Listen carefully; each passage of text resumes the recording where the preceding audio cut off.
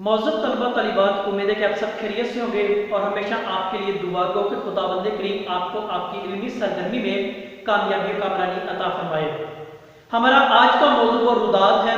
रुदात किसे कहते हैं, इसका मानी और मफहूम क्या है और इसको लिखने का जो करदार है, तरीक़ाकार है, वो क्या है, हम आज इस पर मुख्तसर तौर पर बात करेंगे। तो हम इनको 2-3 हिस्सों में डिवाइड करेंगे ताकि आसानी के साथ हम इस बात को समझ सकें और जान सकें ये क्या चीज़ है। पहली बात हम करेंगे इसके मानी पर कि इसका मानी और मफहूम वो क्या है। फिर हम बात करेंगे इसकी तारीफ पर कि सादा लफ्ज़ों के अंदर इसकी तारीफ या मतलब क्या, ताकि आसानी के साथ हमें इस बात की समझ आ सके। समझ आने के बाद हम ये भी देखेंगे ये जो लफ्ज़ है ये किस जुबान से ताल्लुक रखता है, इस पे बात करेंगे। और फिर चौथे नंबर पे इसकी मिसाल भी ले लेंगे कि आहत इसको लिखने का तरीकाकार वो क्या है और किस अंदाज में हम इसको लिखकर आसानी के साथ अपना पेपर हल कर सकते हैं और किस तरीके से अच्छे नंबर भी वो ले सकते हैं। तो अगर हम इसके मानी पर बात कर ले तो सबसे पहले ये आसानी होगी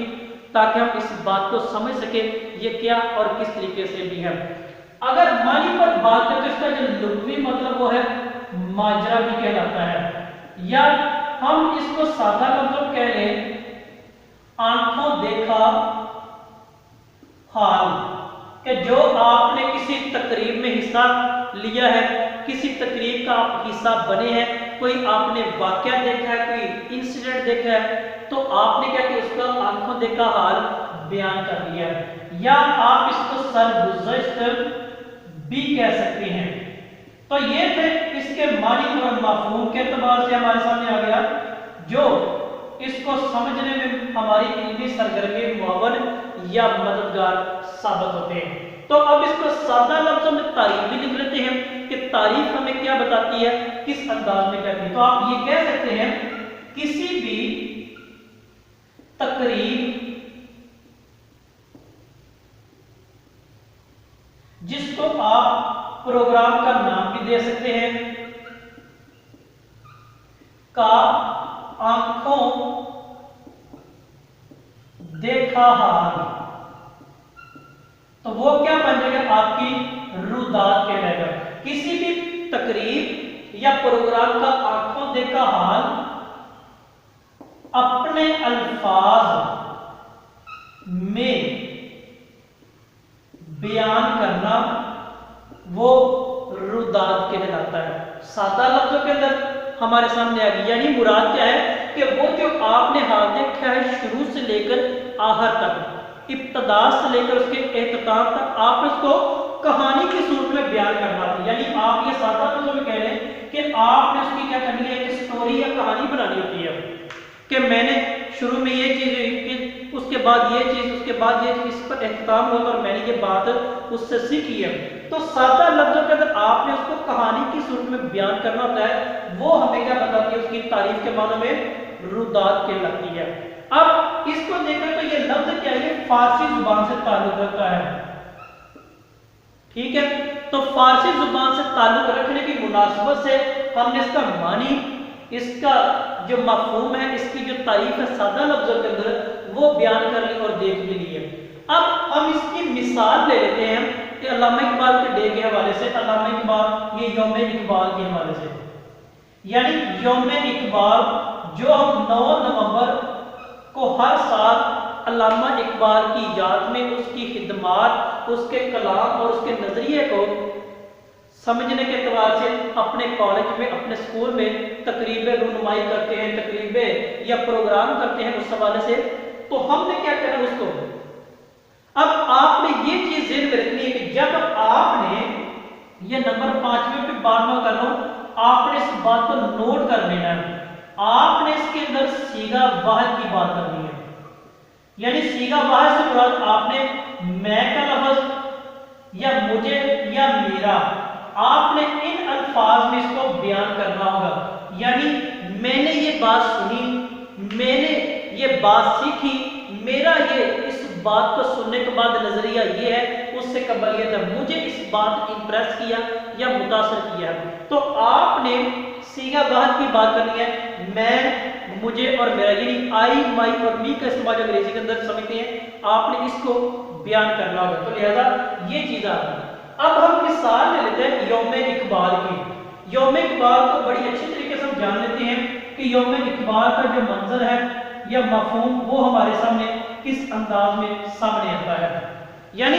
اب آپ نے پروگرام کی کیا کرنی ہے، تقریب کی ترتیب ذہن میں رکھنی ہے۔ اس ترتیب کے ذریعے آپ نے اس پوری کہانی کو اپنے لفظوں میں بیان کر دینا ہے، تو وہ آپ کی اچھے لفظوں کے اندر روداد ثابت ہو جاتی ہے۔ تو ہم کیا کر لیتے ہیں، اب اس کو سادہ لفظوں کے اندر بیان بھی کر دیتے ہیں۔ اب یوم اقبال کی روداد ہمیں لکھنی ہے، اوپر آپ نے ہیڈنگ دے دی روداد یوم اقبال کے حوالے سے۔ آپ کا جو پہلا پوائنٹ کیا ہوگا، آپ کی وہ آمد کے حوالے سے ہوگا، یعنی آمد، کہ آپ کتنے بجے گھر سے نکلے اور کتنے بجے کالج پہنچے تھے۔ آپ نے پہلے وہ چیز بیان کری کہ میں اتنے بجے کالج گھر سے نکلا، ٹھیک ہے، تو اتنے بجے میں کالج پہنچ گیا۔ آپ نے پھر بیان کرنا پہلا کام کیا تھا، یعنی آپ کالج پہنچنے کے بعد سب سے پہلے آپ نے کام کون سا کیا ہے؟ سیدھا کلاس روم میں گئے ہیں، سیدھا ہال میں گئے ہیں، آپ نے وہ بیان کرنا ہے کہ میں ٹھیک 7:30 بجے گھر سے نکلا، 8 بجے کالج پہنچا، اور کالج پہنچنے کے بعد سب سے پہلے میں اپنے کلاس روم میں گیا اور وہاں پر میں نے اپنا بیگ وہ رکھا تھا، ٹھیک ہے۔ پھر کلاس روم سے نکل کر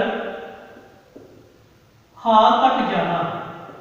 یعنی کلاس روم میں جانے کے بعد فوراً اناؤنسمنٹ، ٹھیک 5 منٹ بعد یا 10 منٹ بعد آپ ہال میں پہنچ جائیں، وہاں پہ آپ کا پروگرام شروع ہونے والا، یہ تقریب شروع ہونے والی ہے۔ جب آپ نے اس کو اپنے الفاظ میں کیا تو وہ آپ کی کہانی کا آغاز اچھا، منفرد اور سیدھا بعد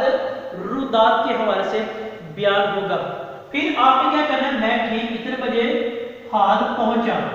یا ہال میں پہنچ گیا،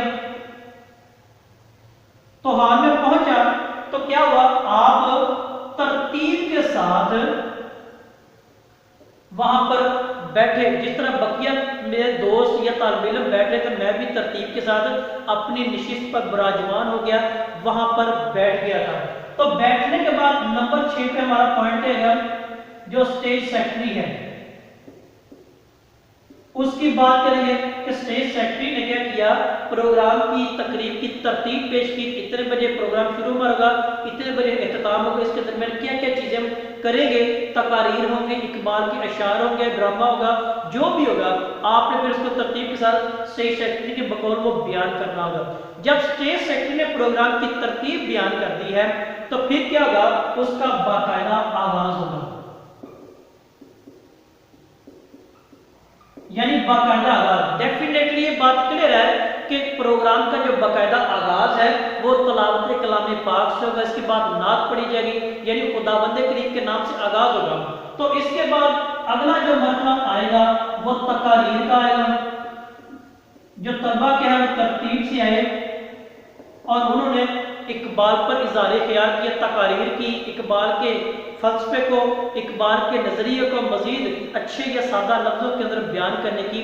کوشش کی ہے۔ اس کے بعد آپ مزید ایڈ کر سکتے ہیں کہ اس کے جو اشعار تھے وہ ترنم سے پڑھے گئے، یعنی ان کو بہر کے ساتھ پڑھا گیا، آواز گنگنانے کے گیت کی صورت میں میوزک کے ساتھ پڑھا گیا۔ تو اقبال کے اس نظریے کو انہوں نے سادہ لفظوں کے اندر ترنم کے ساتھ منظر عام پر کیا، جس کی وجہ سے طلبہ نے کیا کیا، بہت کچھ سیکھا، اور میں نے بھی یہ چیز آبزرو کی، مشاہداتی طور پر یہ بات کی ہے۔ پھر آپ مزید اس میں ایڈ کر سکتے ہیں، اسی دوران اس کے بعد استاد ایک سٹیج پہ آتے ہیں، انہوں نے اقبال کی زندگی پر روشنی ڈالی ہے، اقبال کی زندگی کو واضح کرنے کی کوشش کی ہے، تو وہ ساری چیز آ گئی اقبال۔ اس کے بعد ہمارا 11 نمبر پوائنٹ آئے گا، اس پروگرام کے بعد پرنسپل صاحب اسٹیج پر آتے ہیں، انہوں نے اظہار خیال کیا، پروگرام میں تقریب میں حصہ لینے والے تمام طلبہ کو داد دی، شاباش کا ہے، اور اقبال کے فلسفہ خودی کو